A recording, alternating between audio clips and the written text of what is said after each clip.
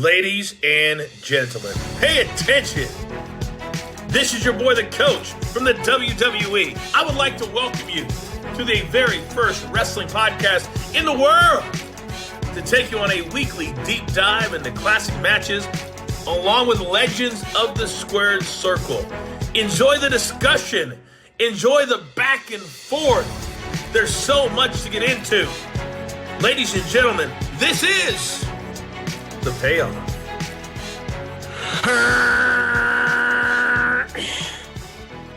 It was a diesel truck, Jeff. No, I got it. You got it? Okay. All right. I'm going with it. Is this our Welcome first to the payoff? welcome to the payoff. Is this our first Right. diesel match? No, I think we've had a couple with him before. It's been long enough. Yeah, we have. You're right. We've been doing this long enough that sometimes I forget what we've covered, or I forget if we've covered a guy before, and that's good, man. We're closing in on 100 episodes before you know it. Can you believe that? This is why I can't totally. I don't fault like Michael Cole or like Byron or any of those guys for forgetting stuff anymore, because and so for our listeners, this is episode 73 for us. We've got a few more planned out, kind of know what we're doing. You do this for the better part of 2 years, you're going to forget some shit. It just happens. So I can't fault, they get a lot of shit some weeks about like, oh, they forgot about this, or some of that's Vince, but at the same time, like we don't remember everything either, just like they don't. So Whatever, it's fine. So. Well, how the hell are you doing? I'm good, man. What are we, 2021, I think? Yeah, that's right. So doing that, more wrestling. We're still approaching rapidly here the Royal Rumble. So that's always exciting. And it's just, the Rumble's just, I get hyped about it no matter what. And so I think that's a good point, right? Like, even in a down year, even if you're not excited about the current product, you have to love the Rumble, right? The last 2 years, they've done a good job with it too, both men and women. It's exciting. It's just, I'm glad they're doing a women's one now because it gives them a chance to do something. I think the women's Rumble's been good every year. Is this like maybe like the fourth one now? Yeah, they have been. Absolutely. The first one was great. Like the first one I actually thought was better than the men's. Yeah, because there are a bunch of women you hadn't seen in 10, 15 years. They're coming out. It was great. I think that every year the women's Rumble's been really good. So it's always something fun to look forward to. You get some legends, you get the current ones, and then you get a couple NXT call-ups. And it's just a really fun match. I love them having the women's, and I actually think like some stuff, it's like, when they have like, two women's Hell in a Cells, or like, some of that stuff I think is a little redundant, but like two Royal Rumbles on the same night, I have no problem with. Obviously you divide them up throughout the night. I really enjoy it. Yeah. Here's an interesting thing. You think about like the tent pole stuff, right? Elimination Chamber, Hell in a Cell, Survivor Series, TLC, Money in the Bank. I'm probably leaving a couple out, but I just rattled off a bunch of those. I don't think there's any of them I look forward to more than the Royal Rumble, right? Like if you just said, hey, current product being what it is, you're not excited about much of anything, but what's the one thing that you always get hyped up about? To me, it'd be the Royal Rumble. Agree or disagree? Agree. Absolutely. Yeah. I think that it's hard not to, and things are different right now, but I still think like WWE is built to put on a TV show. And so I don't think we're going to be disappointed with what we get from the Royal Rumble this year. And this will be the fourth Rumble for women. Yeah. Doesn't it feel like a lifetime ago that Edge came out in front of a huge crowd? Yeah, because it was. That's the thing. It was a year ago. And so, it just crazy. But we got a lot of Rumble to talk about. So, this is an exciting one, though. All right. Any other announcements before we get started? I don't think so. I mean, this one, who picked this one? This was a kind of sub in. You and I had a different match slated for this one. And then we were kind of looking, we weren't super happy. And then when we saw this one on the list, we're like, wait a minute, let's do that. And so I know that's why we kind of picked this one. And so it was a last minute addition to our card, but that's not a bad thing. So this should be good. Yeah, and I'm looking forward to, I think we'll get a chance to talk about Diesel's run as champion. Okay, I think that'll be interesting for us to talk about and what went well or what didn't go so great with that. And then also, we'll have a little Bret Hart conversation. And, knowing we were going to do this episode, I've just been thinking a lot about Bret Hart lately, and I got some stuff I want to share that, I don't know. You may agree. You probably are going to disagree. I'm sure many people listening are going to disagree, but I'm pretty confident in my opinions on this one. So I'm looking forward to sharing those. That's good. You got some thoughts on Bret. I got some thoughts on Diesel. So this should be a good one. So I say, if you're ready, let's jump into this one, man. Let's get into the build. Oh, it's time for the build. So Rumble 95, January 22nd, 1995. We're in Tampa. This is the USF Sundomes. This is actually, where I guess South Florida had some, maybe the basketball team played or something like that.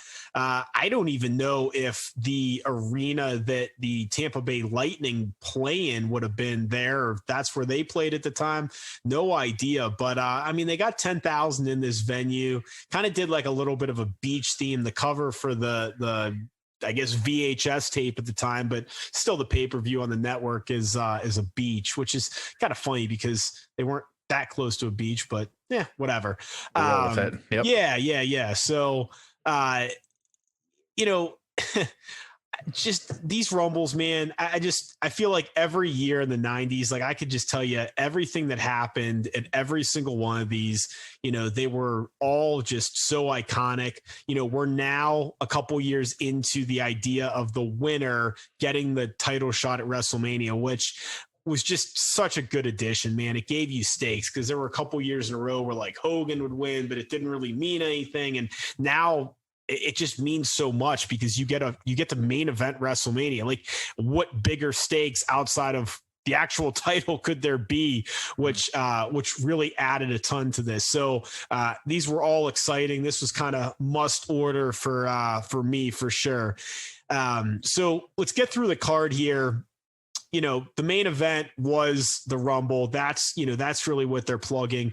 We start off with a 18-minute Intercontinental Championship match with Jeff Jarrett defeating Razor Ramon. That's JEFF JARRET. Then in a 12-minute match, The Undertaker defeating IRS Erwin R. Shyster in a dud of a match. Not good.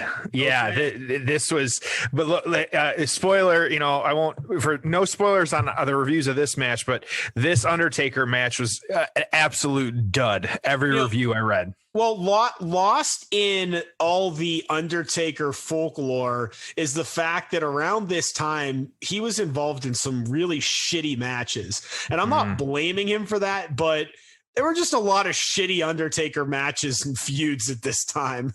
Yep. Yeah. And we get our heavyweight championship match, which we're going to cover. Then we had a tag team tournament final to crown new tag team championships. They were vacant at this time. The 1-2-3 Kid and Bob Holly of all teams would beat Bam Bam Bigelow and Tatanka, who are accompanied by Ted DiBiase as part of the $1 Million Corporation.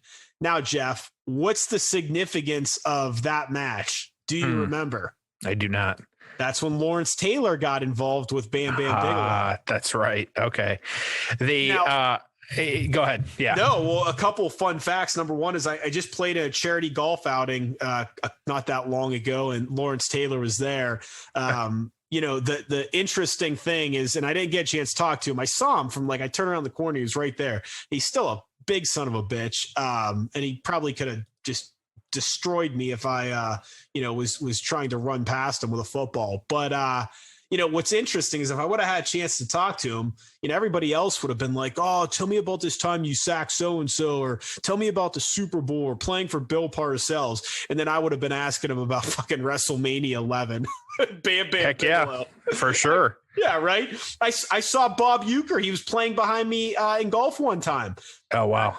I asked him about wrestling. Hall of Famer, and like, I'm talking wrestling, not baseball. He was laughing. So, all right. So the Bigelow stuff happened. Now, here's what's interesting about this, Jeff, is Keller would say this feels like the beginning of a worked shoot type thing we're going to start seeing in wrestling. So this whole lot. Yeah. So, who would have thought that the dawn of the work shoot in some ways was actually this, where they never really said, oh, this is a wrestling angle. And if you remember, it was super intense and it looked legit. Like they did a great job. Go back and watch it on YouTube if you're listening to this. Really, really cool.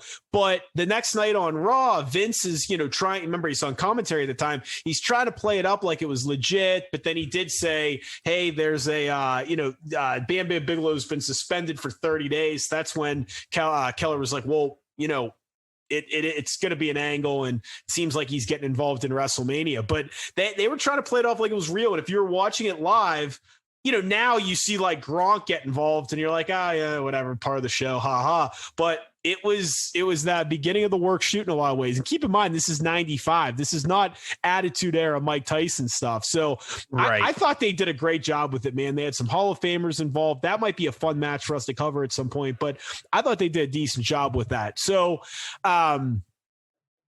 let's see what else was going on. So the final WCW match of Jean-Paul Levesque would also take place at this time, Jeff. Sounds like someone that should maybe keep an eye on. On commentary, Dusty Rhodes said, and I quote, he seems on the down road as if he might want to do something other than real wrestling, if you know what I mean. So he's taking a shot at him going to the WWF. And man, who would have thought that Jean-Paul Levesque would become what he became? Ironic it comes from Dusty Rhodes, whose kid now is, involved in this startup promotion to take on the running WWE. His own show. Yeah. Just, who would have thought? So we had the tag match. We had that going on in the business. Obviously, we have the Royal Rumble, a shorter match. It was only 38 minutes. So I don't know I think they said they were supposed to come in every minute, or maybe they were supposed to be every 2 minutes, but it was a minute and a half. So every year was a little bit different. And some years they just have them in different increments. But this was a relatively short Rumble with the Heartbreak Kid Shawn Michaels winning. This is the iconic ending where the British Bulldog thinks he won, but he didn't. Shawn wins it. Kind of an upset, man. Shawn was just, he wasn't a world champion competitor at this point. So this was a big night for the Heartbreak Kid. Also going on, remember we had Pam Anderson involved. Okay. Yep. So she's involved. They start off the pay-per-view with her. They're doing like a cattle call where all the wrestlers were kind of trying to whistle at her and wave to her. Didn't age well, but that's how they started the show. And Pam Anderson, man, she was a big star back then at the time. Yep. Absolutely. Yeah. Only other thing I noticed going on at this time was, WCW over the weekend, the Rumble had a house show in Pittsburgh, which is where I grew up. And, I realized I had never been to a WCW show because they didn't ever do nitros. And they ran in a smaller building in Pittsburgh because the WWF had the monopoly over the bigger building. That's kind of how these buildings used to work back then. And they'd get them into guarantee, or they'd block the other promotion in some of these buildings. But WCW used to have shitty house shows. I don't know if you remember that or not. Did you ever go to one? Not a WCW one, no. Because none of their big stars were on it. So you'd be like, oh, WCW's in town, let me check it out. And then it would be like, oh, the NWO's not there because they don't, work house shows. And you just get these lousy cards. And I was never into them enough that I wanted to see a lousy house show at a smaller venue. So the last thing, Jeff, I thought this was funny. So I was reading some of the reviews for this show, and one of the guys, this was like a fan review. He was like, "It's 10 out of 10. Great show, and I hope someday we get to see Shawn Michaels versus The Undertaker." Ooh, some days. I just thought that was cool. That was funny to read, right? Like he's like, "Oh man, what a great match that would be at some point." And something to look forward to, And here we are. You imagine what you're gonna get. 15 years later, two of the best all-time classics. 2 years later, you're going to get the Hell in the Cell match. So the casket match 3 years after this. So I thought that was fun. But, it seemed like a well-reviewed show and more good than bad on this thing, man. Good angles, some good matches, a really good Royal Rumble, the title match we're going to cover. So Bret Diesel storyline standpoint, how do we get to it? Yeah. So a few things happening here. So we have to go back a little bit, like I like to do here on the show, of like, it was actually after WrestleMania X10, 1994. So just this year before. Bret Hart, he actually had been feuding with Owen, and then that's when it kind of started to feud with Diesel as well too. So if you remember that WrestleMania, Hart actually beat Yokozuna, which was after Yokozuna beat Lex Luger, but Owen earlier in the card had actually beaten Bret. And so Bret had a busy night that night. But even though he lost, Owen did beat Yokozuna. So you also had Jim Neidhart coming back to that point, kind of reuniting with him. It was that King of the Ring 1994. Well, remember too at WrestleMania 10, what's Diesel doing? He's the bodyguard for Shawn Michaels. Working a match. Wasn't even like really like a big time wrestler at that point. Crazy how you fast forward a year and the guy's your champion in a main event. Right. And so it was actually just a little bit after this, that June, that 1994, where Hart actually defended the title against Diesel. And so, so right out of the gate, like mid 1994, they're kind of having matches and kind of, getting involved with one another. So Shawn Michaels, though, interfering during that match, kind of, getting the jackknife power bomb, before he could pin Hart. Neidhart interfered. And so just, a lot of kind of back and forth with that. King of the Ring tournament and kind of how that played out. That's kind of a different story, but Owen was involved in that too. So Bret was really pretty much very involved with Owen in the storyline through this kind of mid 1994. It actually led to their cage match, which was at SummerSlam that summer. This was, up there as one of the greatest matches ever, one of the best feuds ever. And so this is one that you and I might have to next summer kind of revisit and kind of take a look at and kind of talk about a little bit. And so weird how this played out, but, and don't know, you think of him more as like a comedic role nowadays, but he actually ended up losing the belt. Bret did at Survivor Series that year. It was a submission match against Bob Backlund. I had forgotten about this one, but it was the throw in the towel stipulation where you had Owen was with Backlund. You had Davey Boy Smith, the British Bulldog, with Hart, and they had to kind of throw the towel in for the wrestler that they were representing. You had, the crossface chicken wing, which I think the name just kind of turns me off to that move and kind of dealing with that. And so you actually had like Owen and like their mom throwing. It was just odd. But anyways, Backlund got the title at this point. And so he would come back to like that feud eventually with Backlund a little bit here. But, really he was the best wrestler of 1994. Bret was. And this is actually the second year in a row he had gotten that. That was from PWI. And so Pro Wrestling Illustrated. So Bret was really riding high and wasn't really like doing a whole lot with Diesel. And so it was actually 3 days after this that Diesel beat Backlund. It was actually in 8 seconds with a jackknife powerbomb to become the champion. So with, really by the end of that year, though, that Bret, like he wasn't as involved in like the kind of, the title picture and, not, seeing him every week and things like that. But he was really kind of, Diesel had really elevated himself up like this entire second half of the year to really the point he won the title.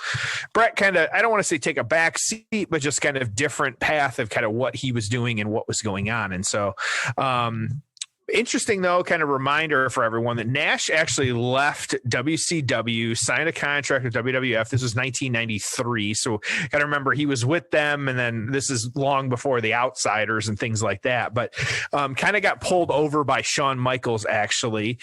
His nickname, the Big Daddy Cool, kind of doing that.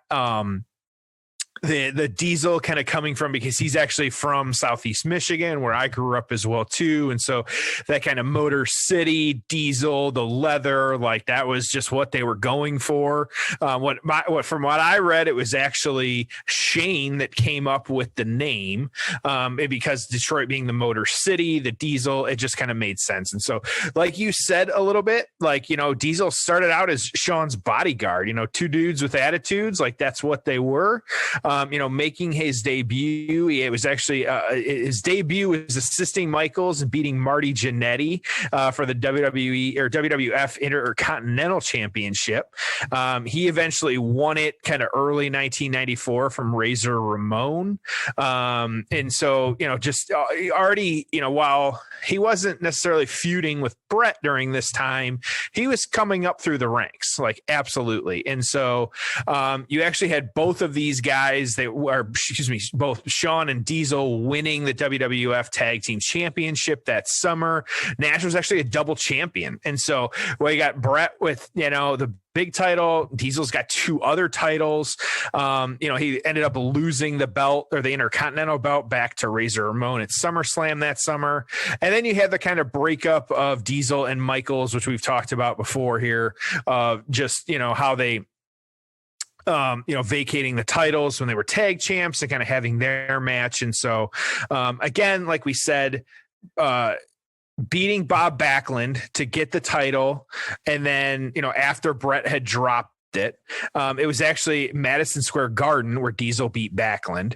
And then Diesel pretty much, because, just the story, and I say the storylines, but just kind of how it played out with, where they had been, where their concurrent storylines were going, that it just made sense for these guys to kind of have their match and kind of move forward. And so it was decided that, Diesel said he would give Hart the match.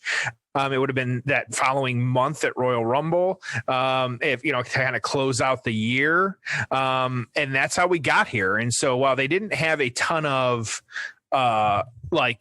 matches that led up to this and kind of, I say a long build where they were interacting with each other, they were kind of in and out of each other's universes. And, I say, interacting with each other and trading belts that they each kind of had and were dealing with.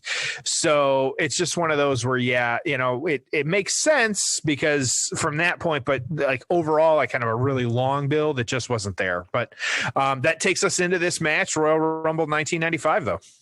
Yeah, it feels more like, hey, you guys are big stars, so you're going to wrestle each other, as opposed to, there being a big personal issue. Yeah, absolutely. And so, but hey, it doesn't mean that we don't have a good match here. And so, we'll just have to see what happens. We got a lot to talk about. I'm ready if you are, man. All right, I'm ready. So here's the deal. If you want to watch it with us, we are at the 57-minute mark of Royal Rumble 1995 on the WWE Network. Royal Rumble 95, 57-minute mark. Jeff, are you ready? I am ready. All right. It's time for the payoff. Oh, it's time for the payoff. All right, we got both guys in the ring. I'm gonna start. I know we got a lot to talk about during this match. A lot of things happening, a lot going on. But I've got some Rumble trivia for you here. Ooh. And so I will say that, so you talked about, and this is one we'll talk about a little bit after here. Both guys kind of fist bump in the middle of the ring. This was an odd Rumble. During this show, because yes, you said it, like the intervals between guys was 60 seconds. Like nowadays we say 90, minute and a half, 90 seconds. But for you, this was an odd Rumble that it was 60 seconds. So I actually looked up this last year's Royal Rumble and to see like kind of what was the average. And so it was like, while 90 seconds was kind of what they were shooting for, the average was 1 minute and 46 seconds in between people coming in and out. Now, there were some people that it was longer than 2 minutes. It just kind of depended on what was going on. There was Keith Lee was one, Braun Strowman. There was a few guys where it took a little bit longer, but yeah, this Rumble was just a little odd in that sense. And so now little Rumble trivia for you here. Like I said, now this is a card. Real quick, just a good little start to this match, man. I don't know, pretty intense going after it. Brett's kind of picking on him a little bit. It's tough with Diesel being like huge, that big, but then being a baby face. It's just and both guys working on Bret getting spilled out the outside here. So there have been. Do you know how many times in Royal Rumble history that the Royal Rumble has not been the main event? And so there have been 33 men's Rumbles.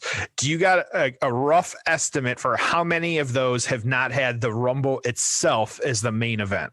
10. 6. Okay. So I mean, I know the women finished 1 year, right? Yes. Okay. And so like the match we're going to cover next week finished last because I was there. I remember that. That would have been the most recent. Yes. And so that was the 2013. That was the most recent one.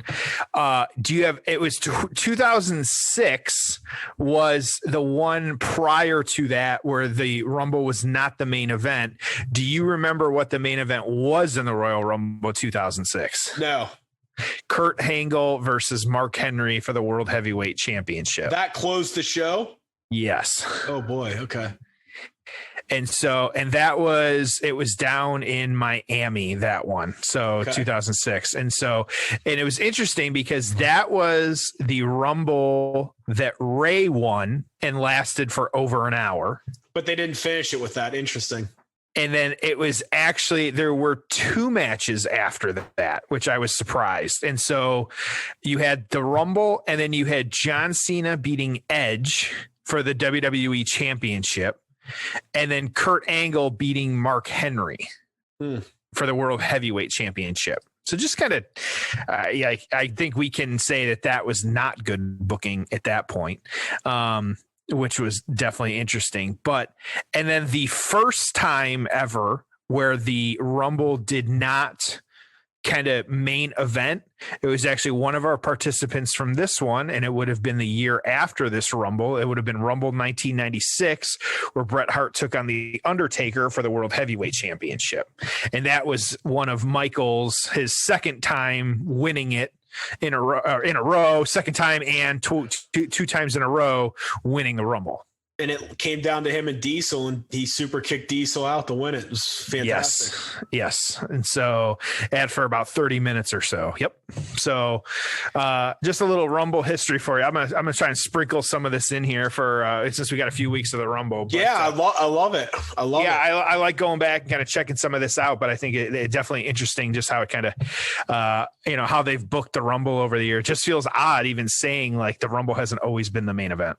So I realized something interesting while you were going through the build, which is, think about this. And this is not in an era where many guys held the world title, but neither Bret Hart nor Diesel had a like big time televised world title win. Yeah. Bret's was like in Canada, like they may have aired it on prime time or one of their weekend shows, but I mean, certainly wasn't on a pay-per-view or on anything big.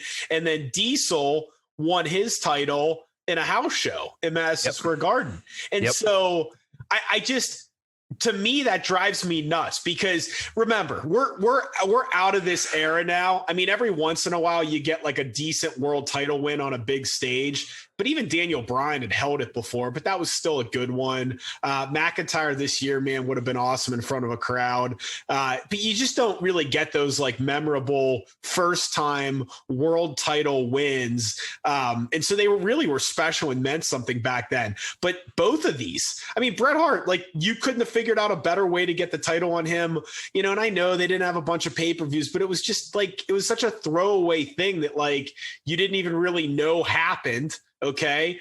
And then, and Flair just won the title off Savage in another kind of bullshit thing. It's like, man, if you could have just gotten the title on Bret Hart, like the right way, that would have been great. And you know, and to your point too, this was a period, because I'm kind of looking it up real fast as we're sitting here talking, like the title didn't change hands a lot during this time. Like, there were some changes, but like, Yokozuna won it, Bret, Bob Backlund, then you had Diesel, and you know, kind of, you know, back and forth and kind of how that played out. But this was a period where I'm kind of looking at the list, like on average, like between June 1993 and really like March 1996. So just say 3 years, like guys held the belt for it looks like on average close to like 250 days. Like there were barely anybody had it for nobody had it for under 100 days except Bob Backlund. Well, and that's why I'm just like, man, how like if you were gonna do the, like, that's fine, Diesel wins it in a quick match, but you could have done it on Raw. Like back in 95, that would have been one of the most memorable things like in the history of Raw, is like Diesel winning the world title in 8 seconds. Like it would have been like iconic, but instead it's like, you know, some grainy video from a house show. So Bret Hart dives to the outside, going after Diesel. I mean, he's really, again, it's like Bret's working like is the heel, kind of like going after the baby face, but it's kind of odd because Nash is just, I mean, he's a foot taller than the damn guy. And remember, this is the time when he was such great shape.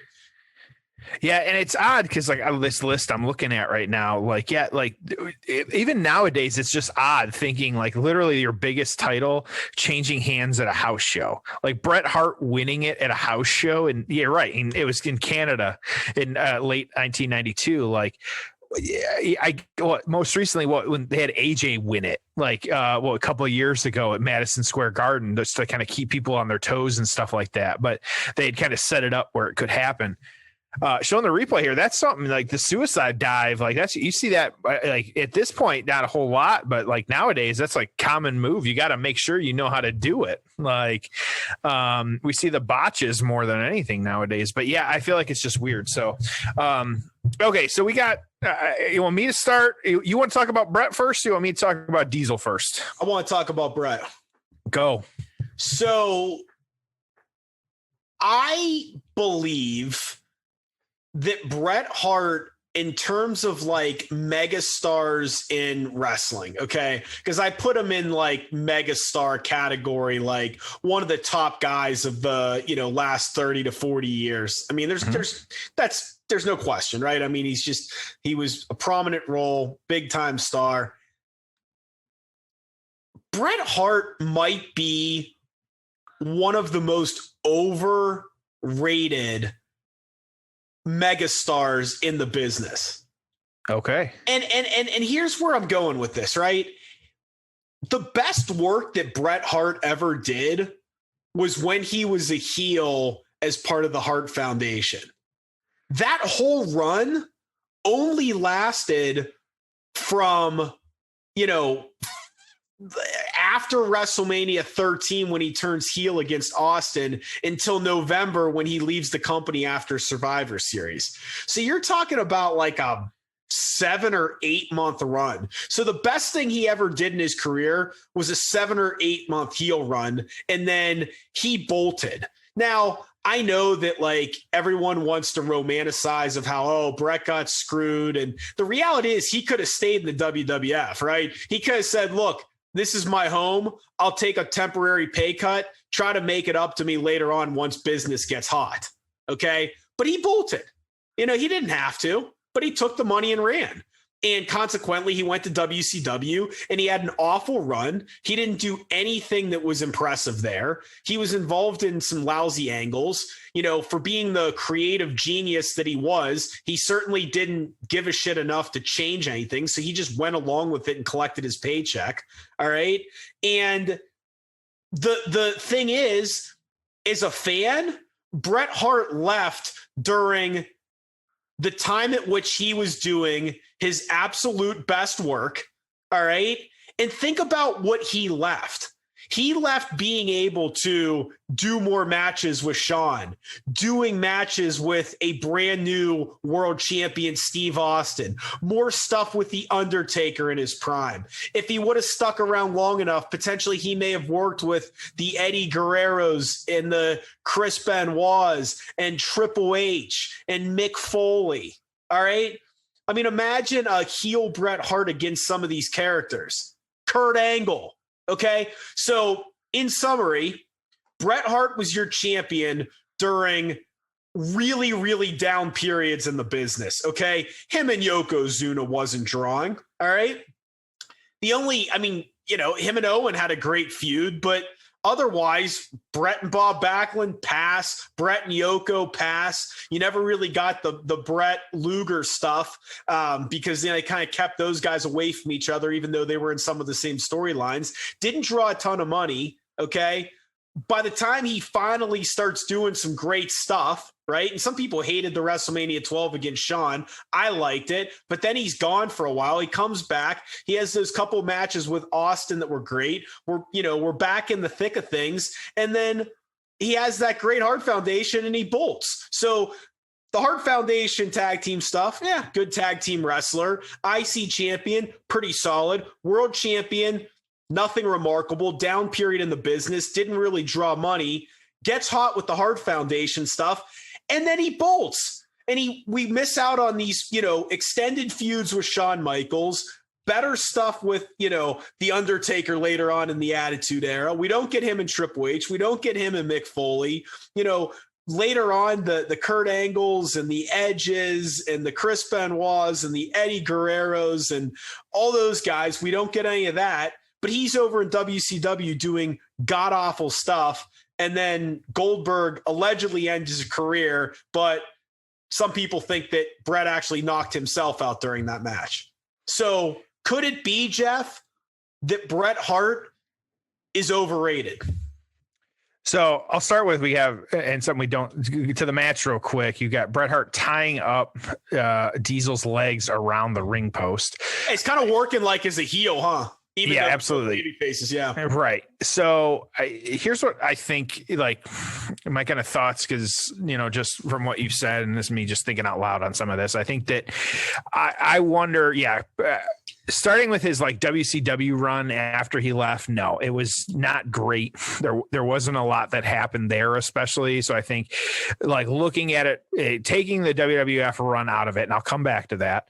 Yeah, I think that there was, like, that was a bust, and I question, like, us sitting here, like, what, he was not in WWF when Owen died, and so yes, he took some time off after that, but I do wonder kind of like how that would have played out, if he was still in WWF and that happened. And so who knows, that could have been the end of him right there in his career. And so, but it wasn't the case. Now, going back to the WWF stuff, I don't disagree with you that, like, yes, the Hart Foundation run was probably, as a heel, was some of the better stuff. Absolutely.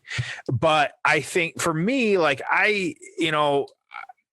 well, underrated to me isn't necessarily, like, I don't know. I almost view it as could have been undervalued, because, like, I'm almost a little bit of the opposite here, because I wonder if it's his personality and just kind of how he worked, because everything, like the documentaries I've seen, is like he just wanted to get in there, work, and that's it. And he didn't, he wasn't up for the rest of the BS and stuff like that, and just wanted to go out and put on a good match. And from again, like the stories and the documentaries we've heard, like anybody that worked with him put on a good match. Like, yeah, we saw that in Shawn. Now, yeah, I do totally agree that who knows what matches we would have got after this. I believe the conspiracy I choose to believe, and it's, from Jim Cornette. So who knows, but is that Bret was in on the screw job. And so, cause, making the point about, like, they would have cut the camera and, all these different setups and things like that. And so, it could have been the greatest work of all time, and we're still getting work to this day. So who knows, but yeah, I think it's definitely weird to me that, if you look at it of kind of like the big moments and things like that, yeah, like going against Yokozuna, not a big deal, like, in the grand scheme of things. And he beat him pretty quick. But at the same time, I think, he had some of the better matches and feuds. And so I think maybe looking at his career overall, maybe he's overrated a little bit. Jackknife, center of the ring. Yep. Diesel 1, 2. No, and we got some interference now. Here's Sean going after Diesel, though. Yeah, and so these guys, like we said at the build a little bit here, these guys kind of feuding with each other at this point, kind of going after each other. Earl Hebner trying to pull Sean off of him. So yeah, I'll say for like you said, in summary, I think overall his career, if you take it as a whole, yeah, there were a lot of things that were missing from it and a lot of things that coulda, shoulda, made it better. But on the flip side, I think some of like the individual moments, I can't say he's overrated because I think his individual moments kind of elevate him to a different level. Yeah. I just think no iconic title win, didn't really draw as champion, didn't have the greatest feuds as champion. The best stuff he ever does really only lasted for 7 or 8 months. Then he bails for WCW, and not that it's his fault he left, but if he could have worked something out with Vince and truly wanted to stay there, you get him versus Shawn, that I agree with you. Taker, Triple H, The Rock, and so on and so forth. And, that part I agree with you. Yeah, it's just interesting. But, if he doesn't leave, you never get the Mr. McMahon character. So what could have been? Yeah, you never know. So they don't call it DQ. Hebner lets the match continue. Diesel's left knee's pretty busted up. Bret going back after it. So Sean interferes, but they don't call it disqualification. Interesting. So that's your thoughts on Bret. Here's my thought. And it kind of, you and I did our episode last week with Goldberg and Kevin Nash in the Starrcade match. Previously. This is one where we have now watched the documentary and, kind of going back to it and kind of seeing what happened and things like that. I have the feeling I got and the notes I took away from that is, one, Goldberg and Kevin Nash hate each other's guts. I don't think there is absolutely no, it's kind of like, I felt like, Nash maybe tried, at least he said, and that he's like, hey, come hang out, get a beer. I just don't think that was Goldberg. He didn't play that game. He wasn't a part of that. Yeah, and I don't understand why that's a bad thing. Like, so what? Like, right? Yeah. Now, sides of it, but it's just like, dude, the guy was intense as shit. He didn't have any friends backstage. He just did his job and went home. Oh well, so what? So he needed to, hang out in the bar, whatever. Right. And so one thing, and I don't know if you noticed this, but all of the Hogan footage was old. Yeah, I was surprised they didn't get him. And I was too, and it was very quick, but they had a thing in one of the corners during one of the interviews where it said 2014. Yep. And so all that footage is 6 years old at this point. And so they couldn't get any new Now, whether he didn't want to talk about it, whether they didn't reach out, who knows, whatever. But I thought that was interesting. And I think I think back to Goldberg saying like he wanted to be shot with an actual taser. I feel like that's like Vince Russo level shit. Yeah, that's crazy.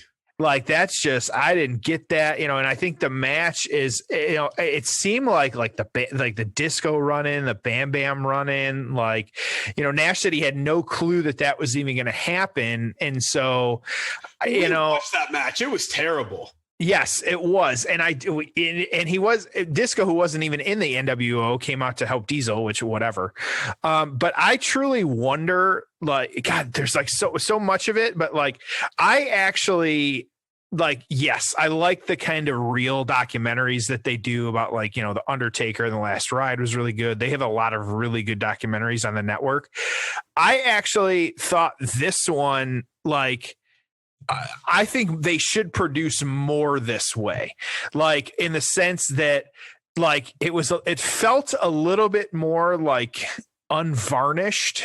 Like they didn't put the WWE polish on it, and they kept a lot of the not pretty shit in it.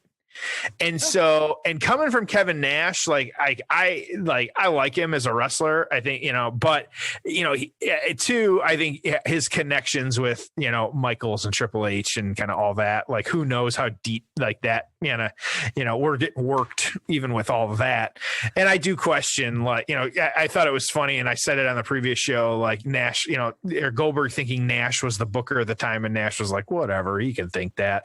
Yeah. Like, yeah, I definitely think he was a little bit of the booker on that one. Like, now at the same time, I do wonder how much of the behind the scenes, like, he may have played a part in that, but then did Hogan and Bischoff do something else? Because like he said, like, oh, they probably cooked it up in some bar somewhere. Like, I wonder, how, sadly, how much of WCW was like, in a bar somewhere with some of these guys sitting around figuring out what they're going to do. I just think Nash seems like kind of a dick, I mean, just based on interviews and, I just, again, I mean, I think like if you're friends with him, you think he's cool, but if you're not, the guy can be a dick. And so, Bret too. Yeah. Oh, well, Bret, Bret's just, it's everyone else's fault. Bret is the smartest guy in the room. He's the best professional wrestler in the room, and everyone else is stupid. And that's why, like, he blames everyone else for his WCW run, but it's like, yeah, you could have pitched them ideas. You could have come up with stuff too. Everything you did sucked. And Bret, you could have also stayed. Okay. So now Bret's going for the sharpshooter. Let me guess, ran some more interference here. So Nash already had the jackhammer a couple times. Oh, yeah. Here you come. And here comes Owen. Owen. Okay. So now Owen's coming in, but again, let me guess, Hebner's not going to call for a DQ. So he's taking the turnbuckle off. He's taking the pad off. Yep. You don't see that. Well, you can't see it anymore. Well, you can, but it's rare to see the turnbuckle. But we don't get it often enough. So, yep. And he whips Bret right into the corner turnbuckle. So this kind of continuing this feud a little bit here. So you have babyface versus babyface. Then you're going, you got heels coming in each one. So you kind of continue these feuds. Although at WrestleMania 11, we got a terrible rematch between Bret Hart and Bob Backlund. Yeah. Again, not everything Bret Hart did was great. Sorry to ruin it for all the Bret Hart fans out there, but Bret Hart did have bad matches, and let me guess, it was everyone else's fault. So this is one, and we'll talk about it in the reviews. These guys, it's a long match. It's been one of the longer ones that Diesel ever had in his career. It's a good match, though. And I think yes. And it is proving, I think, to my point a little bit, like Bret will get kind of like Shawn and like AJ. There's a few guys where like they will get a good match out of anybody. Oh, yeah. And I think Bret is proving a lot of like this is his kind of wheelhouse skill set that, like, he can get a good match out of anybody, and that includes Diesel, who's all 6'8", 9", whatever he is at this point, or whatever they were billing him as. Selling too as well now, like the kind of unable to walk or move real well because the sharpshooter, crawling over now to try and pin Bret, who after still selling the effects of getting whipped into the turnbuckle. 1, 2, and Bret kicks out. Yep. At least got the shoulder up. Yeah, again, I've never been the biggest Bret Hart fan, clearly, but I almost wonder if he should have just spent more time in his career as a heel. Oh, I totally agree with that. Yeah. It's like just a heel Bret Hart, even in 93 against Hogan, right? Like, oh, okay, maybe that would have been interesting, but like the babyface Bret never really did it for me, man. So Bret now, Diesel trying heel in real life. So yeah, Diesel, trying to throw Bret into the still exposed turnbuckle, but Bret kind of turning the tide on him. And again, just kind of exchanging blows. And these guys both kind of selling just the effects of how long this match has been going on and kind of dealing with all that. And so you and I covered a couple WCW main events in in December. Yeah. And then, I feel like I've, just the last couple Eric Bischoff podcasts I've been thinking about as well. And here's my summary. WCW just did not do well with main events. And maybe it was somewhat the talent, maybe it was somewhat the booking, but the WWF main events are just always better. Like, this is a really good main event. It's 25 minutes long, really good match, never really a dull moment, two superstars, just like good wrestling. Yep. Yeah, and this is what I want. Yep. But in the 90, call it 93 to 98. I don't know. I'm just throwing out some numbers, but during that era, WCW had better all-around wrestlers, better undercards, right? Like the cruiserweights and some of the great wrestlers they had on the undercard. I feel like they did that better than the WWF, but then they always delivered on the main events. Like, you go and look at all these in your houses that started during this era. You look at all their pay-per-views, they rarely had a bad main event. But WCW, I mean, they fucked up main events all the time. I think it's a combination of you said it was either the booking or the wrestler. I think it was the wrestler booking. I look at like 1995 and in regards to, I'm looking at their main events. You had 1, 2, 3, 4, 5, 6. Half of their pay-per-views in 1995 were main evented by Hulk, which that's like Hulk is Hulk. I get it, but and 7. Actually, I missed one. Yeah, where he was on that one as well too. Does that one count? No. Yeah, 6. That was a tag match. But anyways, I think that you're just ref bump. Here we go. Okay. Earl Hebner getting taking the ref bump at this point. Bret and Diesel, and here we go. Somebody once again. Here's Shawn again. Oh boy, really going after him. Now you got Bob Backlund, you got Owen Hart in the ring. Like, things just going crazy. But Earl calling for the bell. Who else is that in there? Jeff Jarrett and the Roadie. Yep.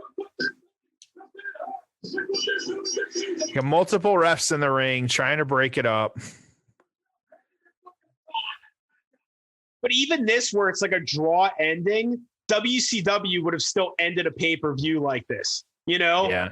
So it's just, I just like, they put this kind of in the middle of the card. You had the LT stuff after this, and then you had the Rumble. So I can live with this ending because it wasn't your main event. But WCW, 1997 Starrcade, you had that stupid ass ending with Sting and Hogan and Bret is the ref, and that was terrible.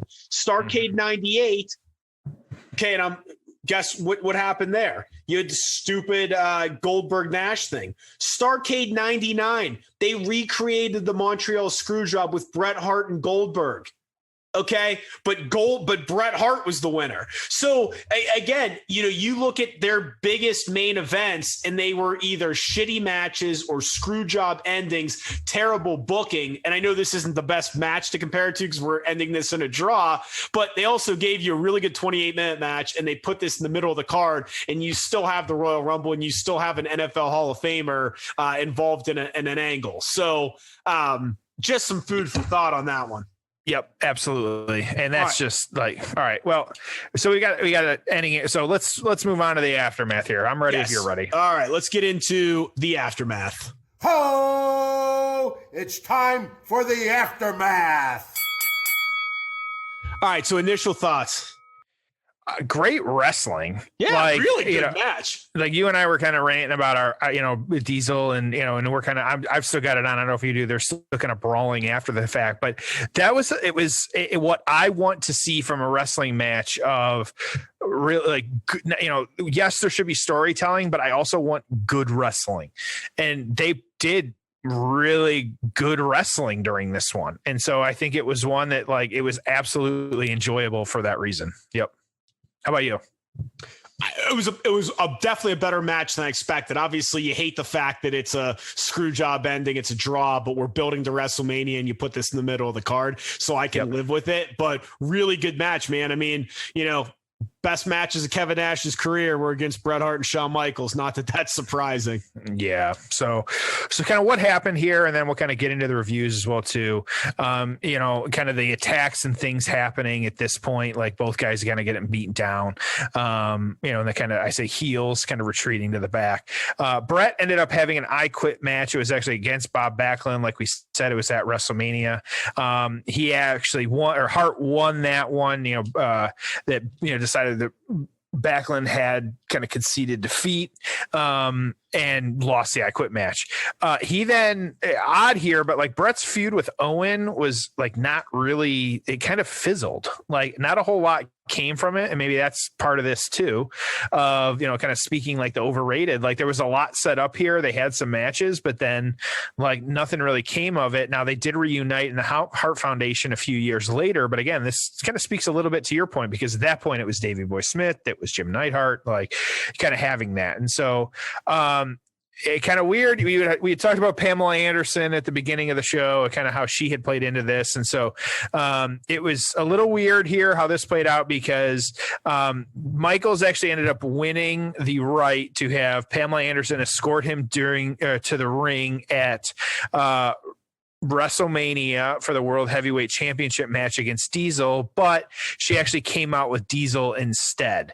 Kind of, weird how this played out, because then you had Psycho Sid, who was then Michael's bodyguard after Diesel attempting to interfere, but, Diesel winning and retaining the title in that WrestleMania. And so,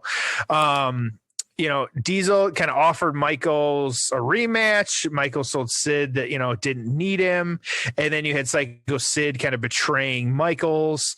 And then the two of them, Diesel and Shawn Michaels, kind of reuniting and becoming, a tag team once again. And so, just kind of interesting, not great, I would say, but, we'll talk about that when we get to our scores and things like that. So, where do we rank all this? What were the reviews, kind of what was happening, things like that. So Bret was number 4 in the PWI ranking, and Diesel was number 1. And so you had Diesel at 1, Bret at 4. The PW Torch here writing that a good dramatic match with both men playing their roles well, although at times it was a bit too methodical to qualify as exciting. 3 1/4 stars. And so the biggest disappointment for many was the lack of a finish in the Hart Diesel match. I too would have preferred one to do a job for the other. At first, it might seem to do too much damage to one or the other in terms of establishing one as the better wrestler. But just because Steve Williams did a job for Kawada, or because Kobayashi did one for Williams, fans of All Japan don't think one is necessarily superior to the other. Granted, when stars first started doing clean jobs to other stars, the one whose jobs will lose stature until it becomes common practice. They kind of compared it to the what was happening in Japan and things like that. And so he said, had there been a clean finish, and this is the overall card, like had there been a clean finish, I probably would have gone with a 7.5 and given the show a 7.5 instead of a 7. So ranking the match at a 3 1/4 stars. Now, the Wrestling Observer and the Rumble was not ranked well at all. This one was 2 stars, and so you had 3.5 or 3 1/4 for that match, and then you had only 2 stars for the Rumble. So not a big fan there. So the Wrestling Observer newsletter, though, on this one, Dave Meltzer. So while the Hart Diesel match was excellent, not so much from a move standpoint as from storytelling, or as from telling a story standpoint. And Hart did a great job of getting Diesel over as a gutsy, credible champion. The booking was also too preposterous. Not calling DQs for outside interference is fine if they are trying to get across the message that they are eliminating screw jobs, but instead they ended with a finish funny finish, or without a finish after all that anyways. 3 run-ins and 1 ref bump is getting a little silly. And so kind of interesting too, kind of getting into that. And so, a little bit more, even when he tied Diesel's shoes together and had him wrapped around the post and started stomping him, the fans wouldn't turn on him. However, even though Bret was overwhelmingly the crowd favorite, those lives said Bret received more than twice as many cheers as Diesel, although neither was booed. It was in no ways the embarrassment 1 year earlier when Bret had paired off with Lex Luger and the crowd booed Lex heavily. Diesel was never booed. It was only Bret being more popular. However, in a sense, with all the work done trying to make Diesel into the next Hulk Hogan, complete with the 8-second title win, which actually references back to him in the Iron Sheik, it appears Diesel's problems in selling tickets in the headline position aren't just to be blamed on Bob Backlund. He gave this one 4.25 stars. So you got 4.25, you got 3.25. And kind of some just interesting takes and kind of, things all around. So Tom, go for it. I'll let you kind of start us off here. Yeah. And I feel like you could probably say this about a lot of matches and a lot of eras of wrestling, including now, but why can't we just have clean finishes? Yeah. Like why can't it just be, hey, these two were awesome. And tonight, Diesel was the better man. Okay. And even if like you wanted to be somewhat of a screwy finish, maybe Owen would have knocked out Bret during the match, but Diesel didn't see it. So he wins. And then, they all attack Bret afterwards and Diesel saves them and they shake hands afterwards. Mm-hmm. Oh, okay. I don't know, man. Or you can get Sean involved at that point too if you wanted to mix him in there. But I just don't get it. So I hate the screwy finishes because I don't think it's necessary. I mean, look, they were both stars. It's not like you had to protect them, right? All you do is piss people off. And it's like, how many pay-per-view buys over the years did they lose from people that were like, they just kind of fuck with me a little bit and I really don't need to, watch this. Right. I just, it's like the rematches the next night after a pay-per-view. Yeah. Which thank God the rematch clause is gone, but, I hear you. So that's my thought. So look, build nothing special, right? I mean, they had been intertwined and they had, whatever, they had feuded and they had, been in the main event mix, but there was no major personal issue there. You had two baby faces. They kind of both worked as heels along the way. It just didn't fit for me. Really good match overall, though, all things considered. The finish, as we've talked about, no. And then, they just kind of went their own way after that. So there's no real major aftermath to it. I mean, Bret had a terrible WrestleMania match. Sean and Diesel, pretty good match. But again, wasn't drawing a ton of money. It wasn't even the main event. So I got this overall. Give me a 6. What about you? That's actually right where I'm at. And so, because I think, just overall, the match for me, I don't agree with it was lackluster, methodical. I thought, maybe it could have been a couple minutes shorter, but overall, I thought it was just fine and pretty good. So, and that's what I look for, but overall, the build, there wasn't a ton there. Like you said, the aftermath, it just, it was almost like they were, putting, they were just building their other stories instead of the story between them. Like this was the kind of, the stepping stone to get to other stories, but then those other stories didn't really pan out like they should have necessarily. And so, or not even necessarily, but they just didn't go forward with them. So who knows? But I think this is just one of those where, and this was ranked fairly high, like we said, in regards to star quality. And it was on a couple lists of just kind of good ones that, it ranks up there. It's a non-Rumble match because you and I did not want to sit through a whole Rumble match. But I think that like 6 it just feels right on this one. Who knows? And like all the run-ins, I agree. Like I love a good ref bump, but it call the match right versus the 2 run-ins plus more interference. Like at what point do you say, okay, like and it's just not worth it at this point, to kind of for use that to get to the stepping stone. It wasn't worth it. So I don't know, but okay, well, 6-6. That's it. Not a great score, if we're adding it up, but that's what would happen. So all right. That's it. At Payoff Pod, you know where to find us on social media, Facebook, Twitter, Instagram, all that good stuff. We haven't said it in a few weeks, so I'm going to drop it. Tell us what you thought. Tell us what you liked, what you didn't like, what you agreed with, what you didn't agree with. So as always, thank you for joining us on another episode of The Payoff.